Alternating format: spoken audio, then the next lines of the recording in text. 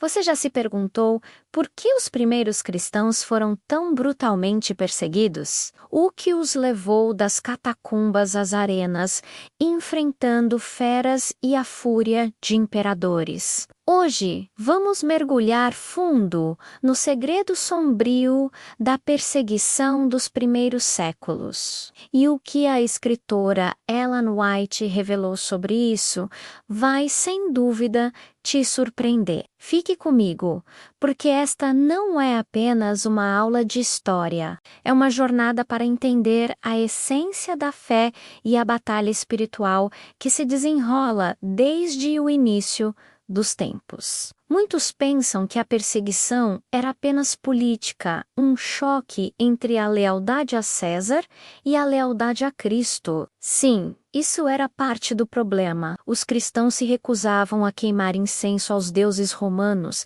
e a declarar César é Senhor. Para eles só existia um Senhor, e seu nome é Jesus. Mas a raiz da perseguição era muito mais profunda. Ellen White, em seus escritos, ilumina essa questão de uma forma poderosa. Ela revela que a perseguição não foi um acidente da história, mas uma estratégia deliberada de Satanás para destruir a Igreja de Deus em seu nascimento. O inimigo não podia suportar a luz do Evangelho se espalhando pelo mundo. Ele viu no cristianismo a verdade que libertaria as pessoas de suas garras de engano e superstição. O Império Romano estava mergulhado em idolatria, rituais pagãos e uma moralidade decadente. De repente, surge um grupo de pessoas falando de um Deus único, de amor, de perdão, de pureza e de uma vida transformada. Eles não apenas falavam, eles viviam essa verdade. Suas vidas eram um testemunho silencioso, mas poderoso, que condenava a escuridão ao redor. A Bíblia já nos alertava sobre isso. Em João 15, Versículo 20. Jesus disse aos seus discípulos: lembrem-se da palavra que eu lhes disse.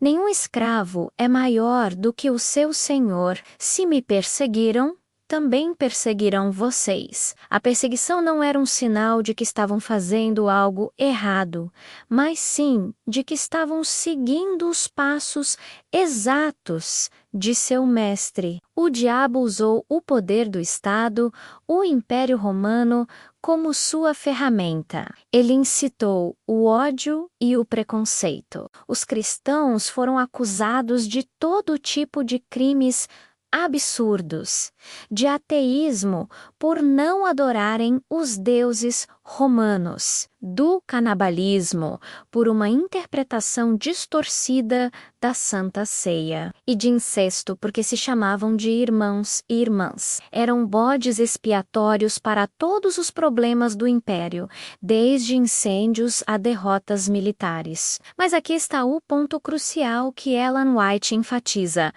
Cada gota de sangue derramado se tornou uma semente. O historiador Tertuliano disse a famosa frase: o sangue dos mártires é a semente da igreja. Quanto mais eram perseguidos, mais a igreja crescia. Por quê? Porque as pessoas viam algo diferente naqueles cristãos. Elas viam homens e mulheres, jovens e velhos, enfrentando a morte com uma paz inexplicável, com hinos nos lábios e orações por seus carrascos. Eles viram um poder que não era deste mundo. Viram o cumprimento da promessa de Cristo em Mateus 10 e 28.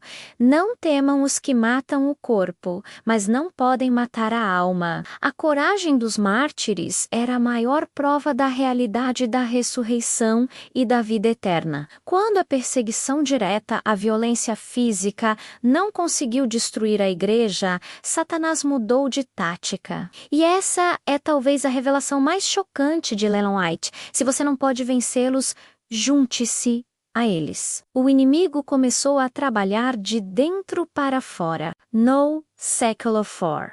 Com a conversão do imperador Constantino, o cristianismo passou de religião perseguida à religião oficial do império.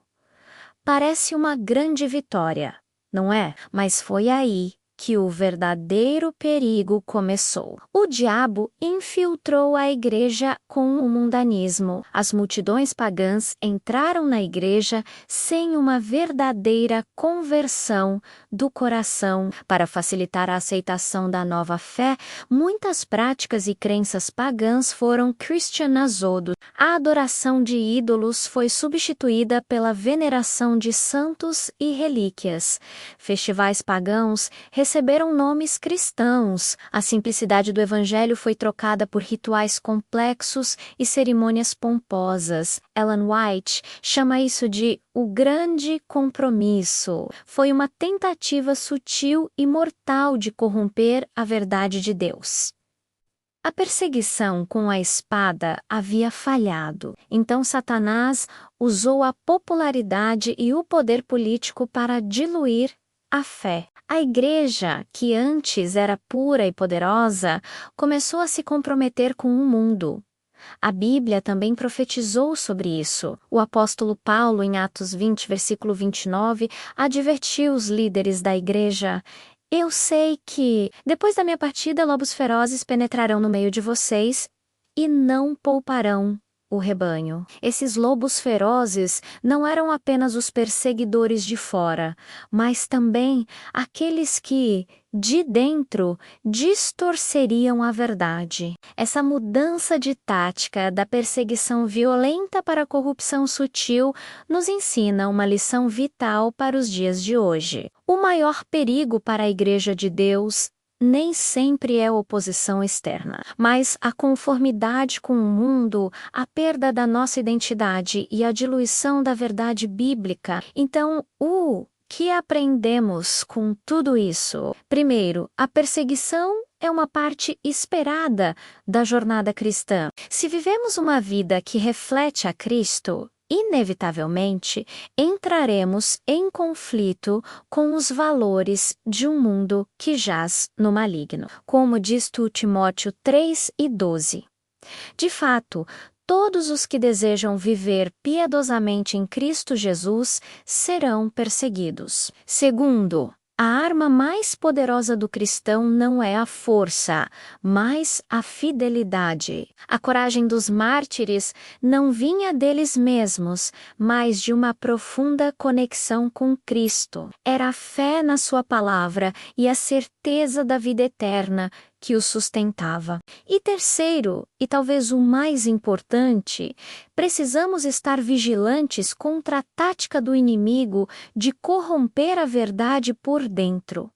A popularidade não é sinal de aprovação divina. O conforto não é sinônimo de fidelidade. Precisamos constantemente nos perguntar: estamos seguindo a Bíblia e somente a Bíblia? Ou estamos permitindo que as tradições e a cultura do mundo moldem nossa fé? A história da perseguição e do compromisso não é apenas um relato do passado. É um espelho para o presente e um mapa para o futuro. As mesmas forças que atuaram nos primeiros séculos estão em ação hoje. A batalha entre a verdade de Deus e o engano de Satanás continua. A questão para cada um de nós é do que o lado estemos. Estamos dispostos a permanecer firmes pela verdade, custe o que custar, como os primeiros cristãos? Ou vamos nos comprometer com a conveniência e a popularidade, como aconteceu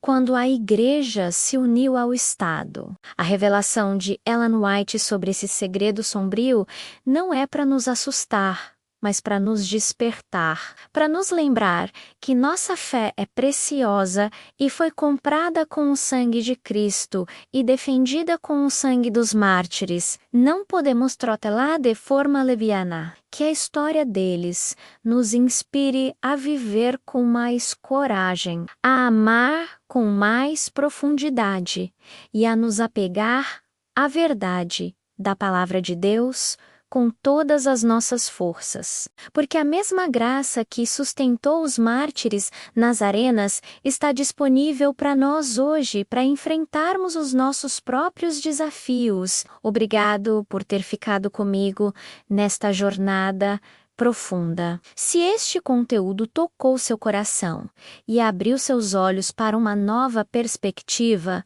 deixe seu like para que mais pessoas possam ver. E não se esqueça de se inscrever no canal e ativar o sininho para não perder nossos próximos vídeos. Que Deus te abençoe e te guarde na sua verdade. At 8 Proxima.